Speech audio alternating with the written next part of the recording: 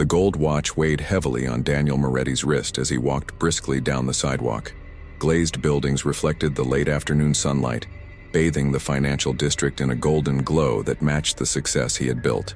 At 48, Daniel was president of Moretti Investments, a company that had started out in a small office and now occupied the top 3 floors of that skyscraper. His angular face, framed by gray hair at the temples, had appeared on the cover of Business Week the previous month.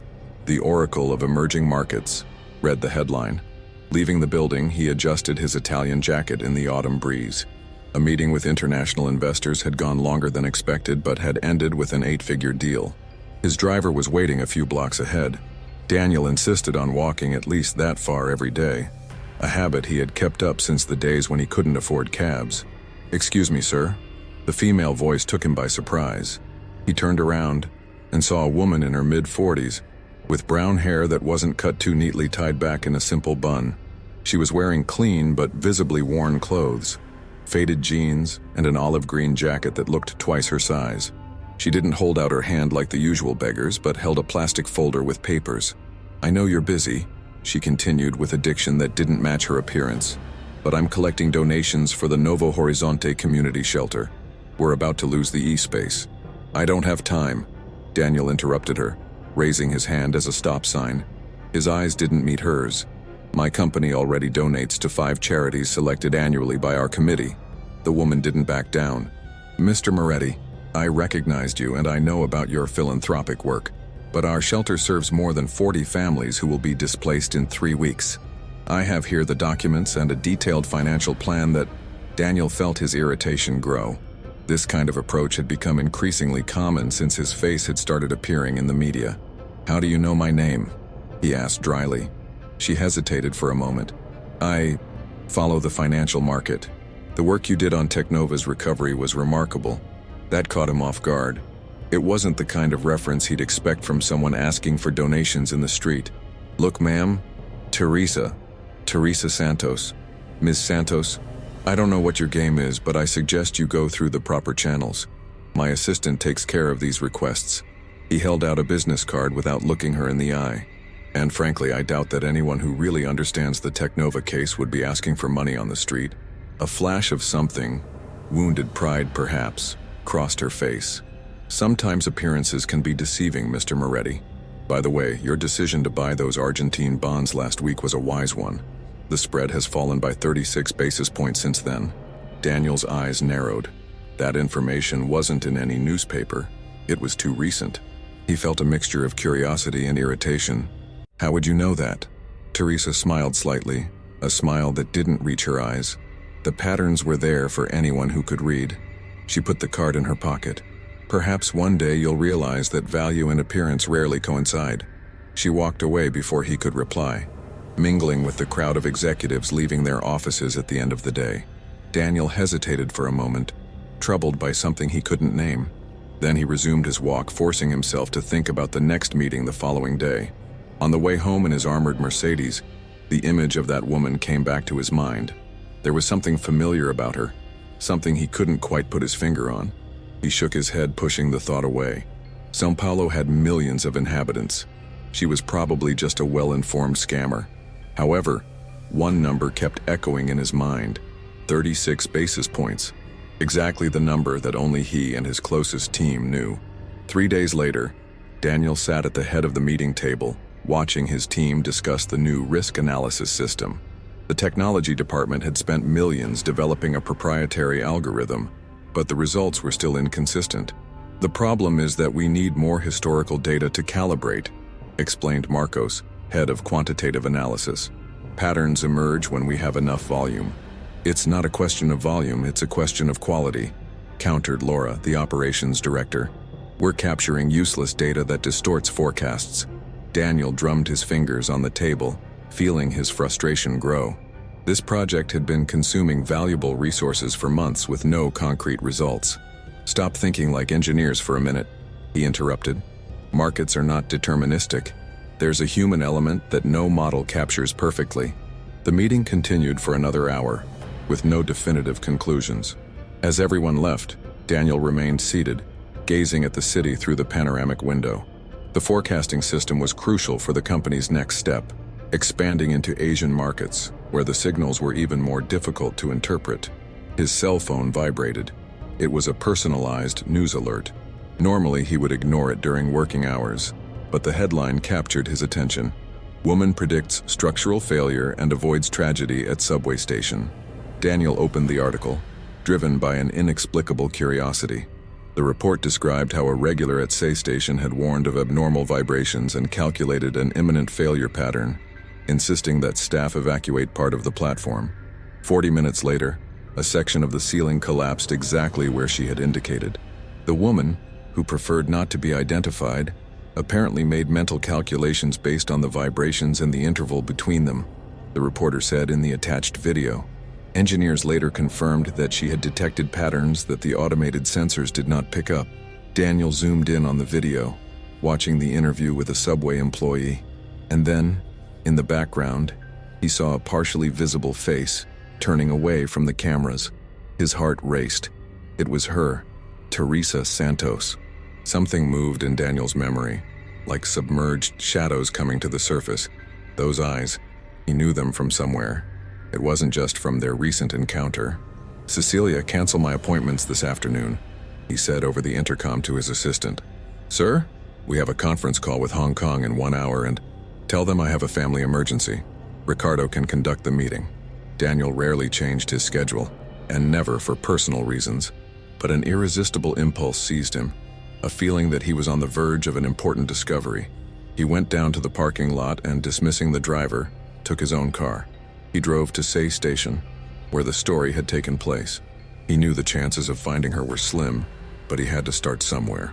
After an hour of circling the station and its surroundings without success, Daniel sat down in a nearby cafe, frustrated. What was he doing? Stalking an unknown woman who was probably just another person trying to attract attention? He opened his laptop and typed Teresa Santos São Paulo Math into the search engine. Nothing relevant came up. He tried various combinations. Teresa Santos prediction, Teresa Santos numerical talent. The last search returned an old article from a suburban school newspaper. Prodigious student wins state math Olympiad. The black and white photo showed a teenage girl holding a trophy, smiling shyly. It was a low-quality image, but the eyes had the same intensity. The article from 25 years ago mentioned that Teresa Santos, then 15, had solved problems for university students and received a scholarship for a special program. Daniel felt a chill. 25 years ago, he was starting economics at university, giving private lessons to supplement his income. One of the social programs he had volunteered for offered tutoring for gifted students from public schools. The memory came like a flash. A silent girl who solved complex equations like she breathed, who saw patterns where others saw only random numbers. A student whom he had promised to guide to university, but had abandoned when more lucrative opportunities arose. "My God," he muttered, feeling the weight of that revelation. Teresa was my student.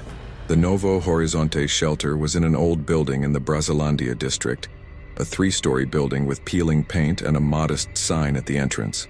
Daniel parked his Audi a few blocks away, changing his suit for a simple shirt and jeans that he kept in the trunk for emergencies. He felt out of place as he entered the place, where children were running around an inner courtyard, while volunteers organized donations of clothes and food. The receptionist, a gray-haired lady, looked at him suspiciously. "Can I help you?" "I'm looking for Teresa Santos. Does she work here?" The woman narrowed her eyes. "Who's asking?" "An old friend."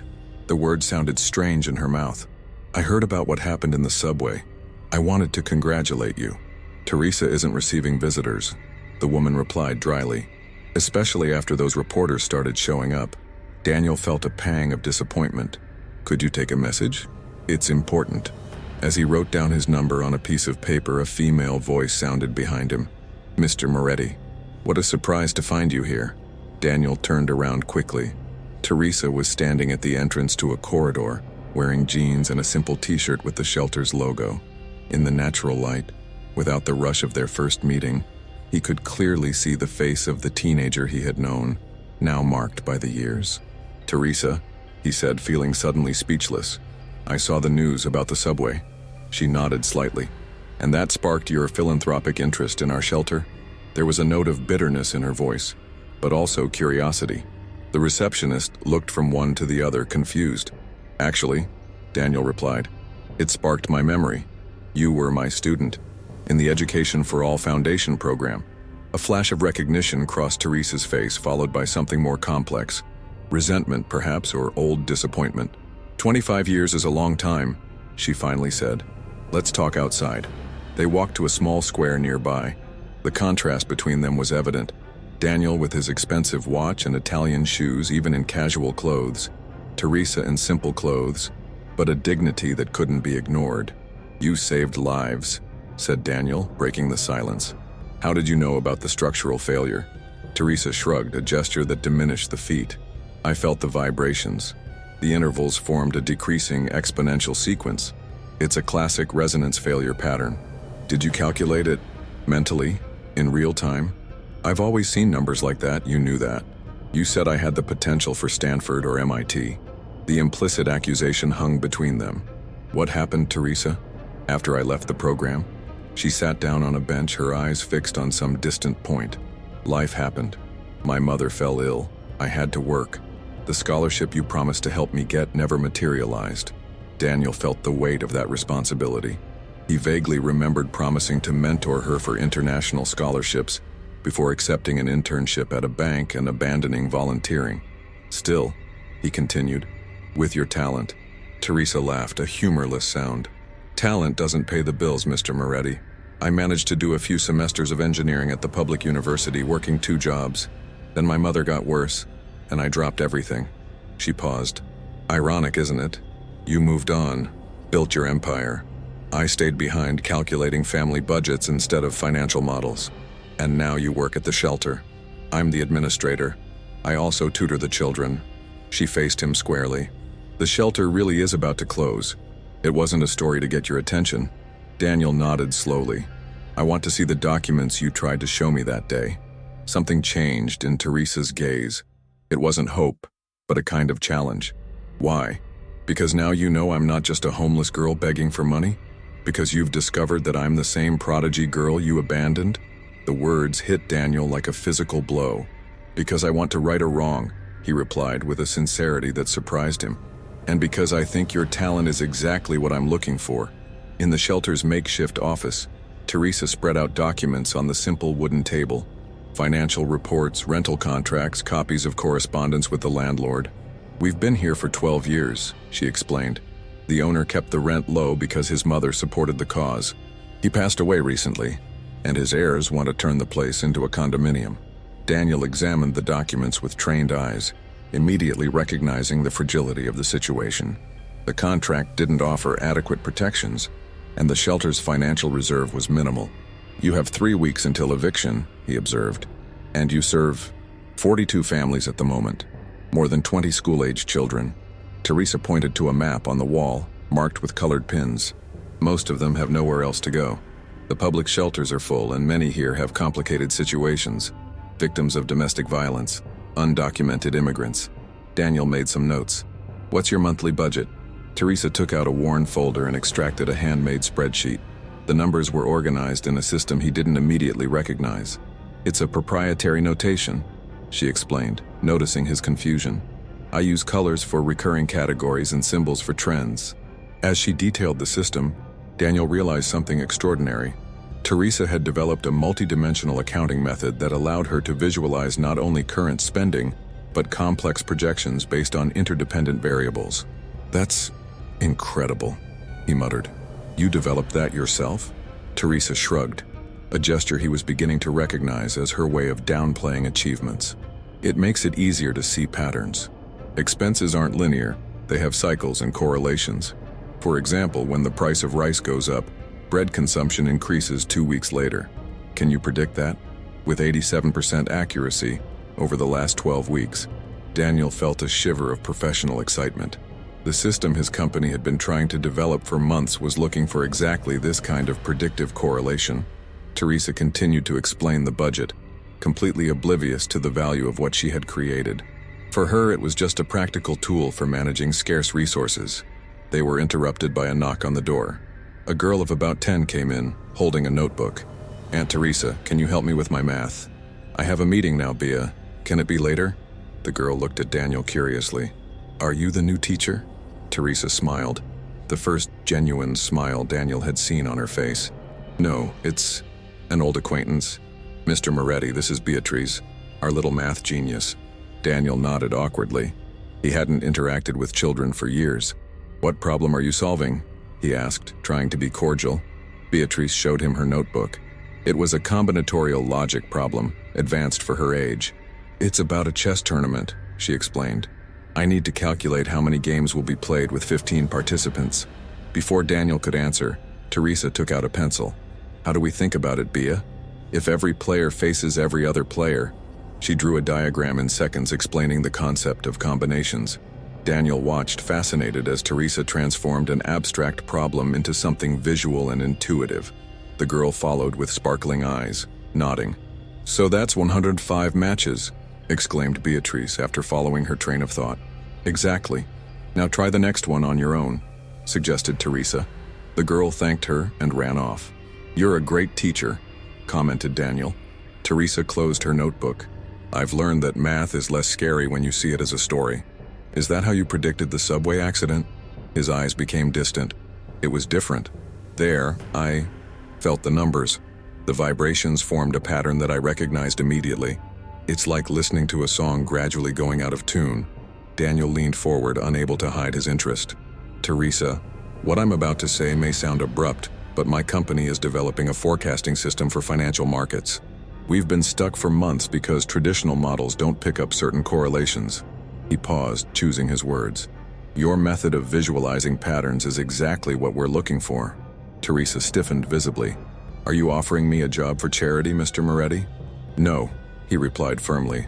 I'm offering it because you might have the solution to $1 million problem. The fact that it might also help the shelter is circumstantial. A tense silence settled between them. What about your promise from 25 years ago? She finally asked. Was that also sincere at the time? Daniel felt the weight of that fair accusation. I was very young and ambitious. I put my career above everything else. He looked out of the window at the courtyard where children were playing. I can't take it back, Teresa, but I can do better now. The next day, Daniel returned to the shelter accompanied by his lawyer, Marina Queiroz. Teresa welcomed them with a cautious expression, leading them into a small meeting room where 4 other members of the shelter's board were waiting. Thank you for seeing us, began Daniel, feeling strangely nervous, a rare sensation in negotiations. As I promised, I've brought a concrete proposal. Marina handed out folders to those present. We've developed 2 options, she explained. The first involves the Moretti Foundation buying the property outright, with permanent use granted to the Novo Horizonte shelter, under a 99-year contract. A murmur went through the room. Teresa leafed through the proposal, her face impassive. The second option, Marina continued, provides for the rental of a new, larger, and more suitable space in a nearby neighborhood with a 10-year contract and the option to renew. Paulo, the shelter's oldest director, adjusted his glasses. That sounds too generous. What's the catch? Daniel took a deep breath. In exchange, we'd like to establish a partnership with Teresa. Moretti Investments would hire her consultancy services for 20 hours a week with flexible hours. Teresa would maintain her duties at the shelter with additional administrative support that we would hire. Teresa slowly closed the folder. So that's it. You buy my time and save the shelter. A fair exchange in your view. That's not all, replied Daniel. Your pattern analysis system can transform our predictive model. I'm offering compensation commensurate with the value you add. He hesitated. And yes, I also want to help the shelter. Both things can be true simultaneously. Silence dominated the room. The other directors looked at Teresa, waiting for her reaction. What exactly would my role be? She finally asked. Daniel leaned forward. Consulting for our quantitative analysis team. Your multidimensional visualization method could be integrated into our system. We would start with limited tests, applying your methodology to historical data sets to validate accuracy. Teresa nodded slowly. What if it doesn't work? If my method, as you call it, isn't applicable to your models? The agreement with the shelter remains intact, Marina assured her. That's explicitly stated in Section 8 of the contract. Teresa opened the folder again, studying the terms carefully. I need to think about it and discuss it with the team. Naturally, agreed Daniel. We'd like an answer by Friday if possible. After the formal meeting, Teresa escorted Daniel out. In the courtyard, some children were playing ball, while volunteers were organizing newly arrived donations.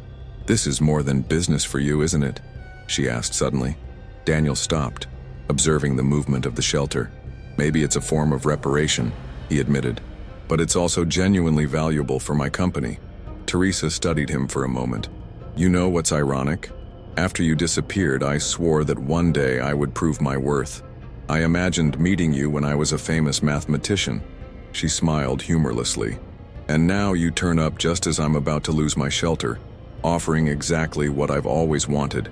Life rarely follows predictable scripts, he replied, even for those who see patterns where others don't. There's one condition I want to add, said Teresa, looking him straight in the eye.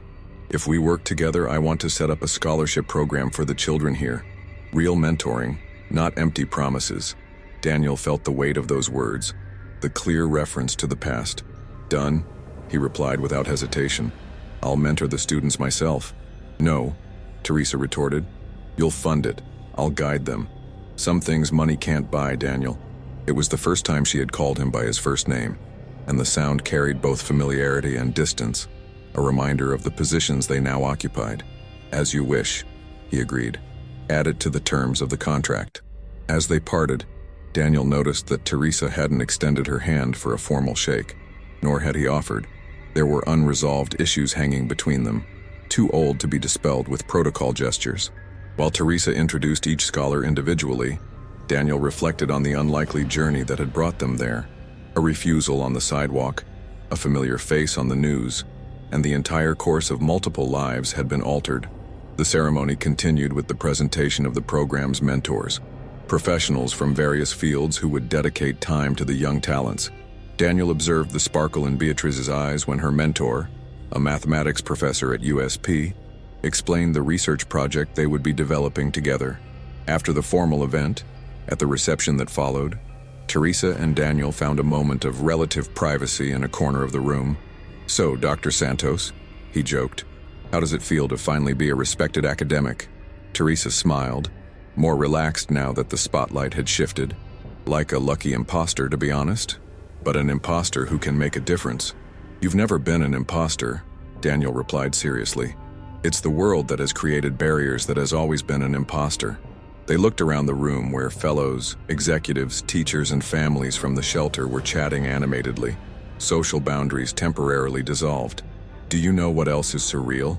Reflected Teresa. If you had helped me that first day, on the sidewalk, none of this would have happened. Daniel considered the remark. It's true, my initial refusal was the catalyst. And if you had kept your promise 25 years ago, I would have taken a completely different path. It would probably be you running an investment fund, and me asking for donations on the sidewalk, Daniel joked, although they both realized the underlying truth. Beatrice approached, interrupting the introspective moment. Aunt Teresa, can I show Mr. Moretti my modeling project? Teresa nodded, watching with pride as the girl unfolded complex diagrams, enthusiastically explaining concepts that few adults in the room would understand. Daniel listened intently, asking insightful questions that showed genuine interest. Later, as the event drew to a close, Daniel and Teresa met again on their way out. Would you have dinner with me tomorrow? He asked suddenly. Not to discuss work or the program, just dinner. Teresa studied him for a moment as if calculating variables in a particular equation. Why? Because I think it's time we rewrote our history from the beginning, on equal terms, he replied. No debts from the past, no power dynamics, just two adults who perhaps have more in common than they realize. Teresa didn't answer immediately, her face revealing the same kind of complex processing she applied to mathematical problems. Yes, she finally replied, but I choose the restaurant. Fair enough. They said goodbye with a brief touch of hands, the first voluntary physical contact since they had met again. It was a simple gesture, but loaded with possibilities, like a new variable introduced into a system that was just beginning to find its balance.